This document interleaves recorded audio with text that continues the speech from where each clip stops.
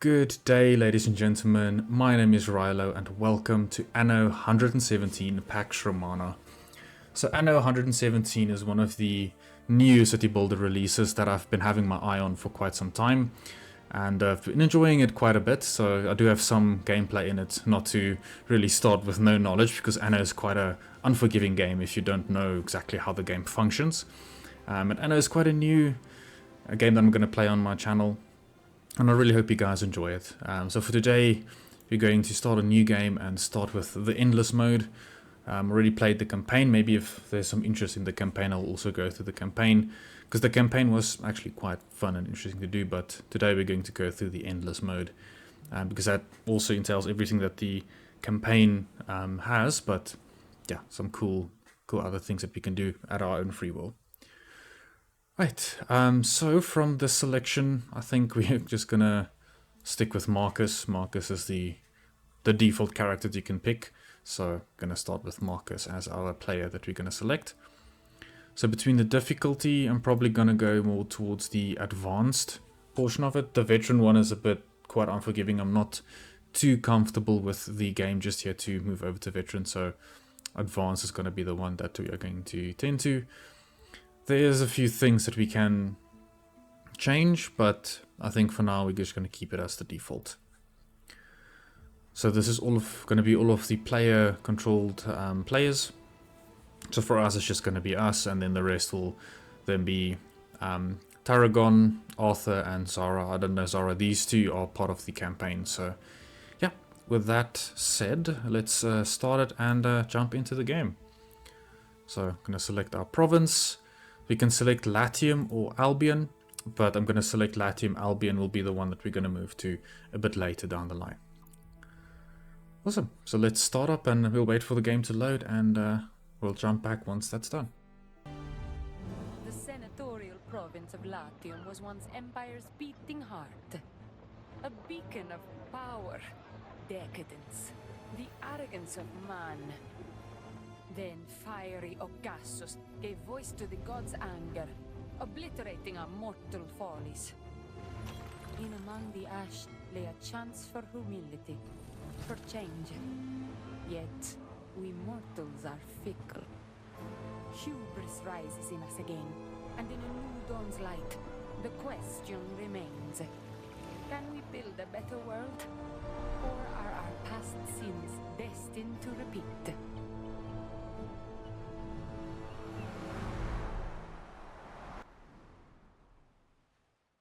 Timber is vital to the continued growth of our city.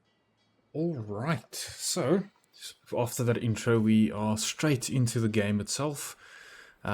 So with Anno, if you don't know Anno, you basically start up with your ship, and with just going to pause the game so that we don't lose any progress. So you start off with a ship and your warehouse or trading post in this case. And this is where you will then start off with. We do also have the mechanic of different workforces. So in the beginning we have the Libertas workforces, and then after that we'll get more complicated workforce, and they will then have to tend to the more complicated production chains that we're going to build. So with Anno, a very good starting point is always to make sure that you have quite a nice default setup of wood, as a lot, if not all of your buildings will require wood, especially in the very beginning. Don't overdo it, because if you use too much wood or produce or don't have enough workforce, you're really gonna have a very low productivity rate. But usually in the beginning that's not too bad of too big of an issue. So for us, we're gonna start off with some woodcutters huts. And one of the things that you'll need to take into account is to find an area where there's a lot of trees, because at the moment we don't have the technology to grow trees ourselves. Later down the line, we'll have the ability to grow trees ourselves. So for now, it's quite important to make sure that your placing of these woodcutters huts are very, very good, especially where there's a lot of trees. So for this one, I'm going to place one over here and one over here within these little bushed zones. And everything needs to be connected to the warehouse. So I'm going to create these little roads all the way to the bottom.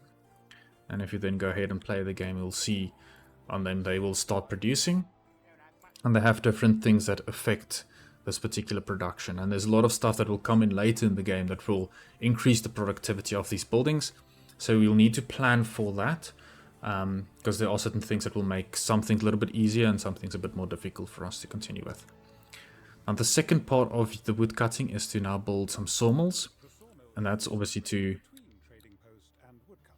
Yes, yeah, so they will then take the wood and then make it to these wooden beams or timber that we can then use either for building new buildings or selling them at our trading post. So for that, we're going to build 2 of them as well, as we will expand this production as we go along. With that, I should have turned off tutorials. So with that, we need to find a nice big open spot for us to start building our residences. So luckily, this island we got is massive, which is great. But before we actually get to building our residences, sorry, we need to take our little flagship and just sail it along to some of the corners. Just be careful. There are, I think, 1 or 2 of the AI players that are hostile. So we need to be careful that we don't just smack our ship into them. So we'll let our ship go and sail along, and it will then discover new islands, because we need to not take too long to claim a particular island, as there are certain materials or certain fertilities that island has that we don't necessarily have on this island that we control mainly. So as a start, going to build a few residences. We just need to keep in mind we will be building a market later, so we just need to keep some space for it. So usually I put around 4 to 5, depends. Well, in this case we put 6 in a row. So you'll put it into these blocks of 2, since they need to be connected by a road. So luckily a new quality of life feature, you can just hover over the road or over a particular section of buildings and it will build the road for you. And then we just need to connect this road to our main trading post over here, otherwise they're going to have some problems. There we go.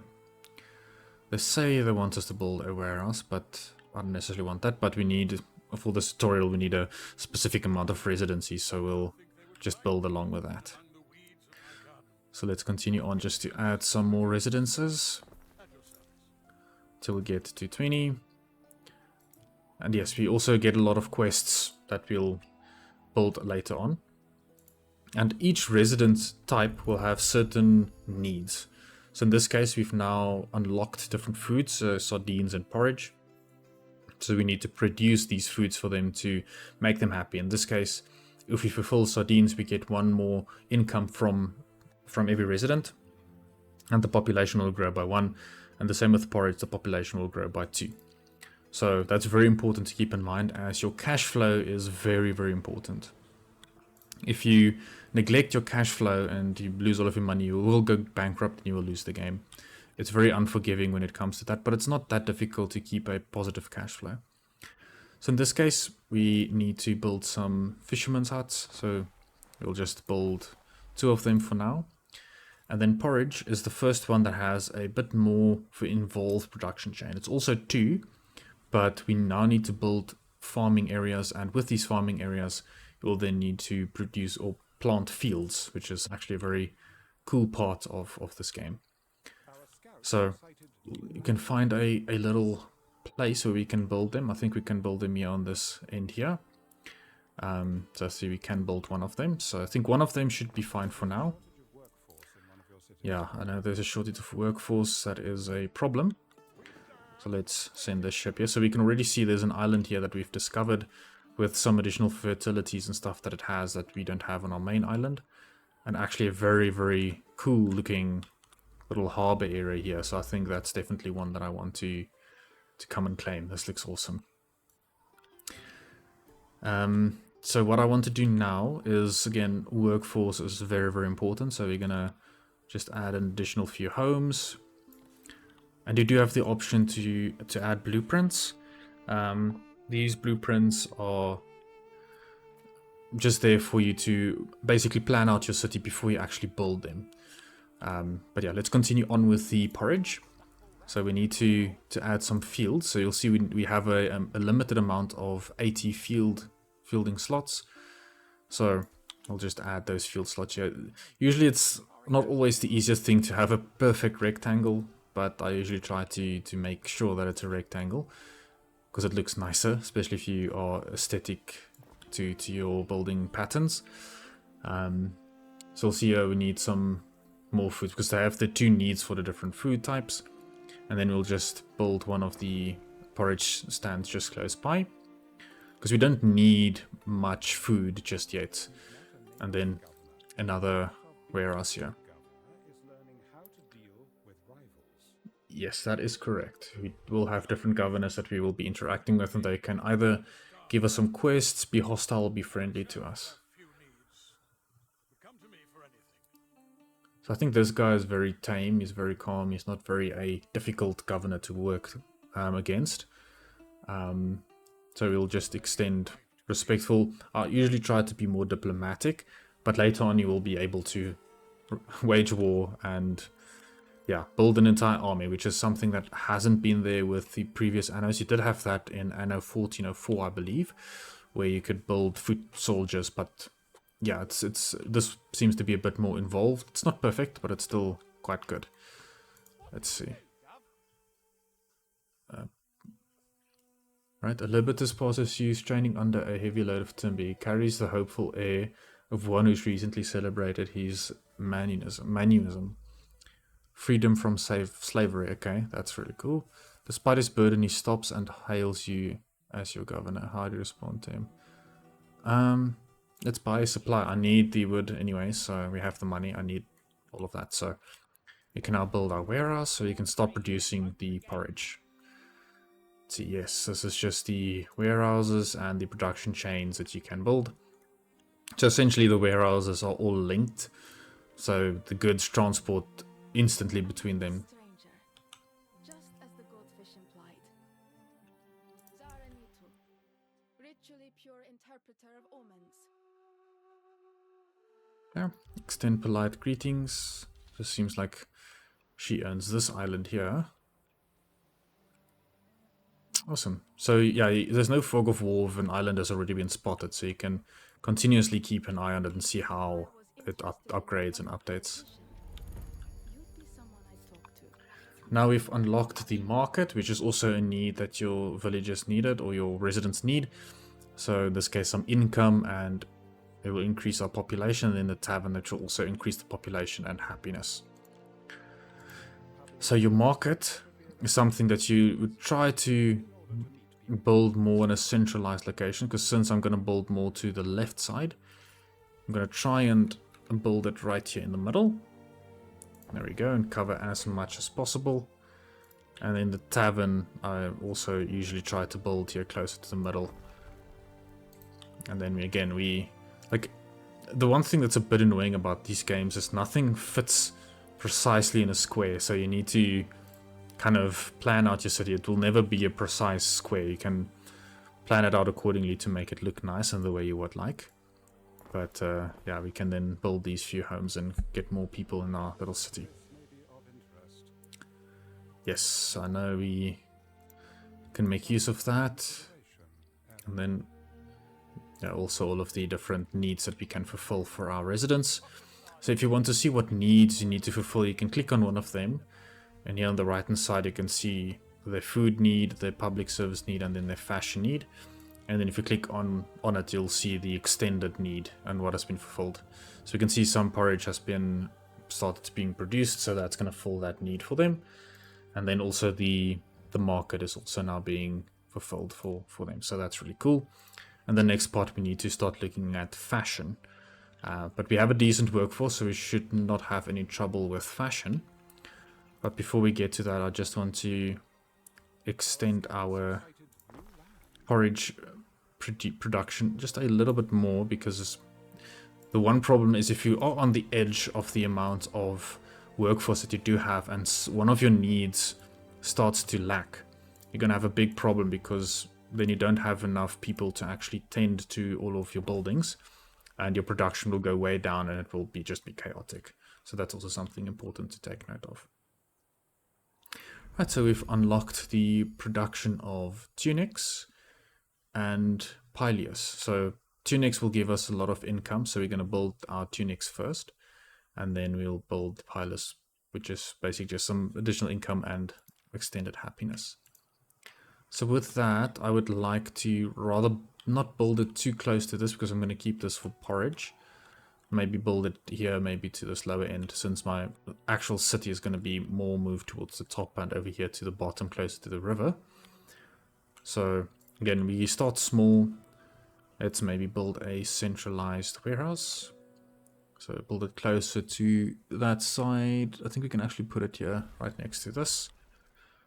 And build a road around it. And then again, we'll need some area, 60 as well, so it's not too much.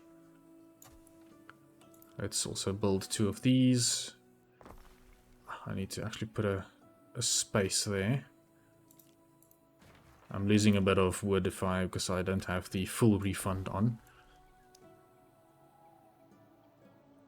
I think it's gonna be able to do 1 more row. There we go. Connect the road to the warehouse so that they can start producing, and then we will build 1 spinner.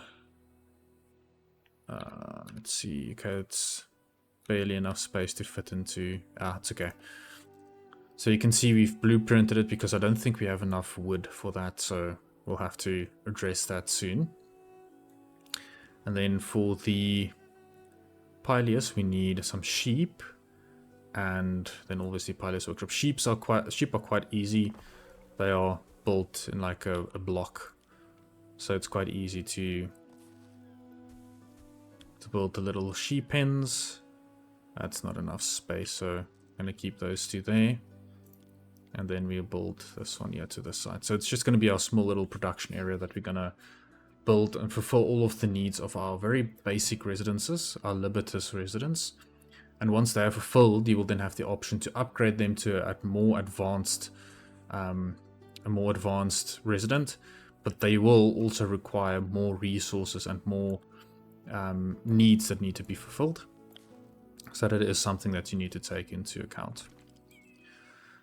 So we're just going to extend our little living quarters. Like I said, you don't have to always have it be perfect. It can be quite rugged. It's just a basic city, and then a lot of other service buildings will come in as well to service it. So just think ahead for that. But yeah, I think that is going to be it for the first episode. Just starting off our small little village, very small, but I think it's a good start. We are going to fulfill all of the base needs that we do need, and we will then soon be able to get the secondary level of residences which we will need, and that will then allow us to have more complex production chains and more complex things that we can look forward to. So yeah, thank you very much for watching. I hope you enjoyed it, and I will see you guys in the next one. Cheers.